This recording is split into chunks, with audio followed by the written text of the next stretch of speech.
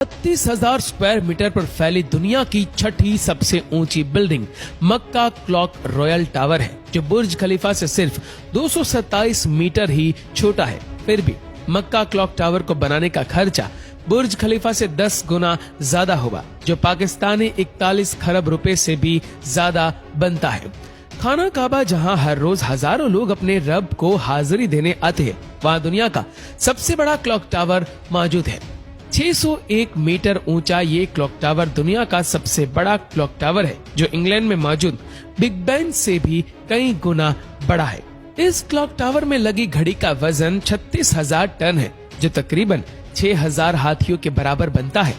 2004 में मलिक अब्दुल्ला बिन अब्दुल अजीज, जो सऊदिया के उस वक्त बादशाह थे, उन्होंने इस क्लॉक टावर को बनाने का ख्वाब देखा था और उनके इस ख्वाब को पूरा करने के लिए सऊदी की सबसे बड़ी construction Saudi bin Laden group को इसकी कंस्ट्रक्शन का काम सौंपा गया।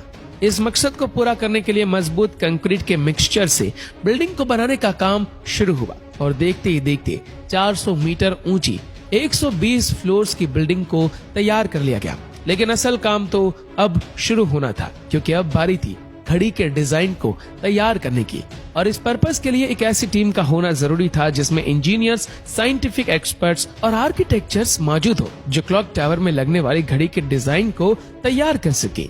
घड़ी की मशीन को मजबूत कांटों से बनाया जाना था, क्योंकि कंपनी को कुछ ऐसा चाहिए था जो लंबे अरसे तक चले, और इस मकसद के लिए ब्रॉन्ज का इस्तेमाल किया गया, जो बहुत ही सख्त होता है। एक तरफ घड़ी की मशीन को बनाने का काम जारी था, तो दूसरी तरफ स्टील टावर को इस तरह डिजाइन करना था कि वो घड़ी का सारा वजन पूरी बिल्डिंग में इक्वल डिस्ट्रीब्यूट कर सके। इतने बड़े बड़े पीस को मक्का ट्रांसपोर्ट करते वक्त ट्रैफिक पुलिस की भी मदद ली गई। 7th टावर में लगी क्रेन की मदद से इन पीसीसी को ऊपर ले जाया गया, जिसके बाद सारे पार्ट्स को आपस में वेल्ड किया गया। लेकिन इतनी हाइट पे वेल्डिंग करना भी कोई आसान काम नहीं था, इसीलिए वेल्डिंग के काम को अंजाम देने के लिए 80 सर्टिफाइड वेल्डर्स का इंतजाम किया गया।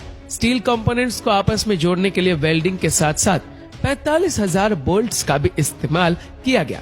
घड़ी का लोड उठाने वाले स्टील स्ट्रक्चर का वजन ही 12,000 टन तक जा पहुंचा था। उसमें लगने वाली सुई एक मीडियम साइज्ड प्लेन जितनी बड़ी थी, और अगर एक भी सुई घड़ी के फेस से टकरा जाती तो सारी मेहनत पानी में जा सकती थी। सबसे पहले घड़ी की एक साइड को बनाया गया और कुछ महीनों तक इस पर टेस्टिंग की गई, और ऐसा इसलिए किया गया ताकि अगर घड़ी के डिजाइन में कोई मसला आए तो कम से कम नुकसान हो। कई महीनों की टेस्टिंग के बाद जब सब कुछ बिल्कुल सही से बन गया, तो अब बारी थी घड़ी की सुइयों को बनाने की। सबसे पहले ये डिसाइड किया गया कि घड़ी के डायल पर एक सर्कुलर ट्रैक बनाया जाए और सुइयों के पीछे टायर्स लगाए जाए, जो इस सर्कुलर ट्रैक पर सुइयों को घुमाएंगे, बिल्कुल एक रोलर कोस्टर की तरह।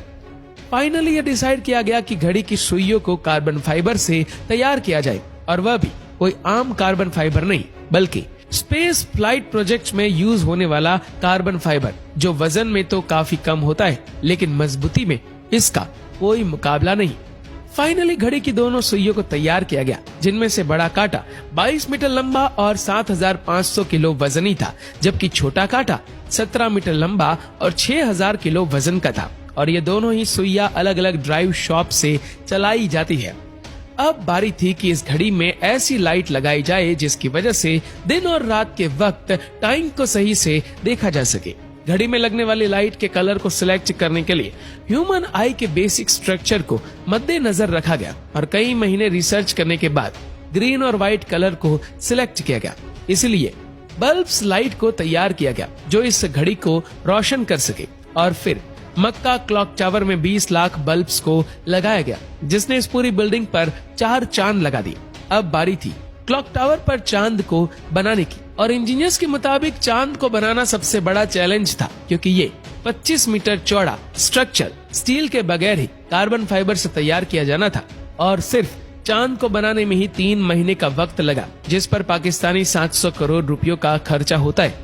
चांद को बनाने के बाद अब बारी थी घड़ी के ऊपर अल्लाह अकबर लिखने की, और इसके लिए एक ऐसे बंदे की तलाश थी जो पेपर पर लिखी हुई खटाती को बिल्डिंग पर फिट कर सके, और वह भी इतने बड़े साइज की। यहाँ आपको बताता चलो कि घड़ी के ऊपर लिखा अल्लाह अकबर का लफ्ज 23 मीटर लंबा लिखा गया है, ताकि इसे दूर से भी देखा जा सके। इन सब चीजों के बाद अब बारी थी क्लॉक टावर को डेकोरेट करने की, जिसके लिए ग्लास मॉजेक की तकनीक को इस्तेमाल किया गया, जो कि तकरीबन 1000 साल पुरानी तकनीक है। मक्का क्लॉक टावर को डेकोरेट करने में 9,306 डिफरेंट कलर की मॉजेक स्टाइल्स का इस्तेमाल हुआ, जिसमें गोल्ड मॉजेक भी शामिल थे। इन गोल्ड मॉजेक को हाथों से तैयार किया जाना था और 1 साल की टाइम लिमिट में 2 फुटबॉल फील्ड जितना गोल्ड मॉजेक हाथों से तैयार करना मुमकिन ही नहीं था। इसीलिए इस प्रक्रिया को मशीन पर कन्वर्ट करना लाजमी था, ताकि दिए गए वक्त के अंदर गोल्ड मॉजेक तैयार किया जा सके। मक्का क्लॉक टावर पर लगने वाले गोल्ड मॉजेक 24 कैरेट गोल्ड से तैयार किए गए थे।